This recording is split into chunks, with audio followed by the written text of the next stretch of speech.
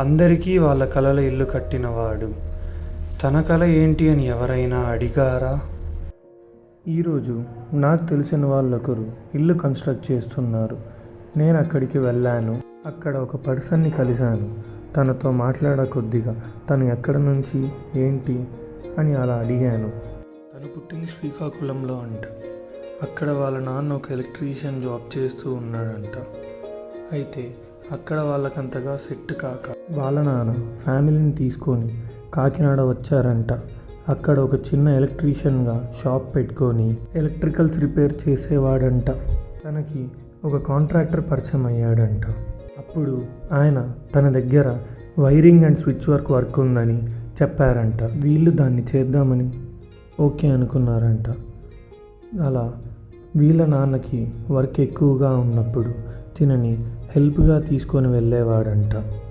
అప్పుడు తిను ఒకసారి అడిగాడంట వాళ్ళ నాన్నని, ఫేస్ వైర్ అంటే ఏంటి, న్యూట్రల్ అంటే ఏంటి, అది ఎందుకు అని. వాళ్ళ నాన్న దాన్ని ఎక్స్ప్లెయిన్ చేశాడంట. ఫేస్ వైర్ని ముట్టుకోకూడదు అని. ఒకరోజు తిను ఫేస్ వైర్ని ముట్టుకొని ఉన్నాడంట. అప్పుడు అక్కడ కరెంట్ పాస్ అవ్వలేదు, కానీ వాళ్ళ నాన్న అది చూసి వీడికి బుద్ధి చెప్దామని స్విచ్ ఆన్ చేశాడంట. అప్పుడు తినకి షాక్ కొట్టింది. దాని తర్వాత తిను ఎప్పుడే కానీ ఫేస్ వైర్ని ముట్టుకోలేదు. అయితే తిను 10th క్లాస్ అయిపోయాక పాలిటెక్నిక్ తీసుకున్నాడంట సివిల్లో. తను భద్రాచలంలో చదువుతూ ఉన్నాడంట పాలిటెక్నిక్ కాలేజ్లో. ఫీజు కూడా లేదంట, ఓన్లీ ఎగ్జామ్ ఫీజు కట్టుకోవాలి అంట. తను సెకండ్ ఇయర్లో ఉన్నప్పుడు అంతా బాగానే ఉందన్న టైంలో వాళ్ళ నాన్న హాస్పిటల్లో జాయిన్ అయ్యాడంట, హెల్త్ బాగాలేక. అప్పుడు డాక్టర్స్ డయాగ్నైజ్ చేసి తనకి లివర్ సరిగ్గా ఫంక్షన్ అవ్వట్లేదు, సో తను ఆల్కహాల్ ఆపాలి అని చెప్పారంట. అయినా వాళ్ళ నాన్న వినకుండా ఆల్కహాల్ తాగుతూనే ఉన్నారంట. వాళ్ళ నాన్న అలా ఆల్కహాల్కి బానిస అయ్యాడంట. తను 3rd ఇయర్లో ఉన్నప్పుడు తనకి ఎగ్జామ్ ఫీజు కట్టాలి అని వాళ్ళ నాన్నని మనీ అడగగా వాళ్ళ నాన్న నాతో డబ్బులేం లేవు అని అన్నాడంట. కానీ ఆయన ఆల్కహాల్కి మాత్రం ఆయనతో మనీ ఉన్నాయంట. తిను ఏం చేయాలో తెలియక గట్టిగా అడిగాడంట, నాకు డబ్బులు కావాలి అని. దానికి వాళ్ళ నాన్న చదివితే చదువు లేదా ఆపేసేయి అని అన్నాడంట. తిను చాలా బాధపడి ఏం చేయాలో తెలియక కాలేజ్ దగ్గరలో ఒక క్యాటరింగ్ సెంటర్ని చూశాడు. ఏమన్నా పని ఉందేమో అని అడిగాడంట.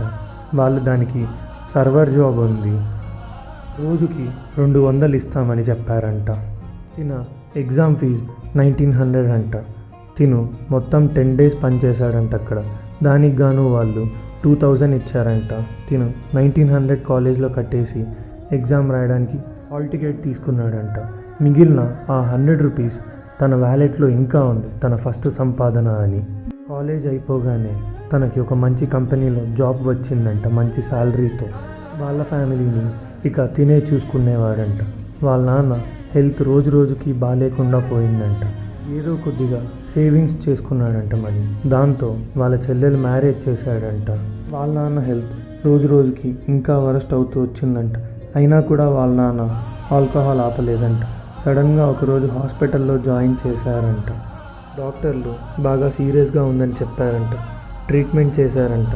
అంతా బాగానే ఉంది అని అన్నారంట. అప్పుడు తిను మళ్ళీ వర్క్కి స్టార్ట్ అయ్యాడు. తినకి నెక్స్ట్ డే మార్నింగ్ 4:30కి కాల్ వచ్చిందంట. తిను ఏం మాట్లాడలేదంట. వాళ్ళమ్మ ఒకటే ఏడుపంట ఫోన్లో.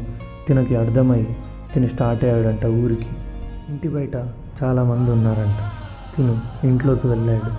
అక్కడ అందరూ ఏడుస్తున్నారంట. తినకు మాత్రం ఒక్క కన్నీటి చుక్క కూడా రాలేదంట. తినలో ఎంతో బాధ ఉందంట. తను ఏడుస్తే వాళ్ళమ్మ ఏమైపోతారో అని ఏడవకుండా స్ట్రాంగ్గా ఉన్నాడంట.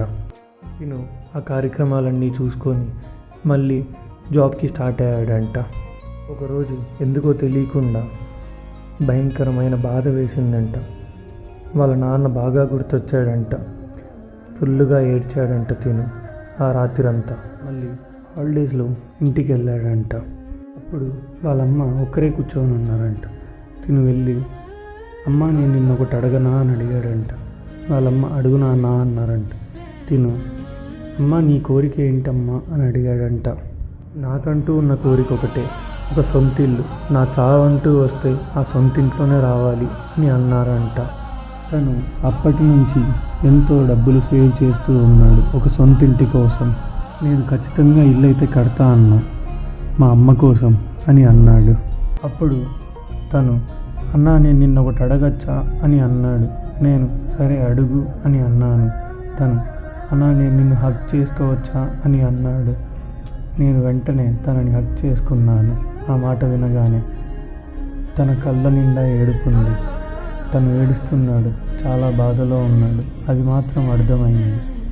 తను ఏడుస్తూ, ఇప్పుడు వరకు నన్ను ఎవరూ ఇలా అడగలేదన్నా అని అన్నాడు. దానికి నాకెంతో బాధ వేసింది. ఇక తను మామూలే థ్యాంక్ యూ అన్నా అని అన్నాడు. నాకెంతో ఆనందం వేసింది దానికి.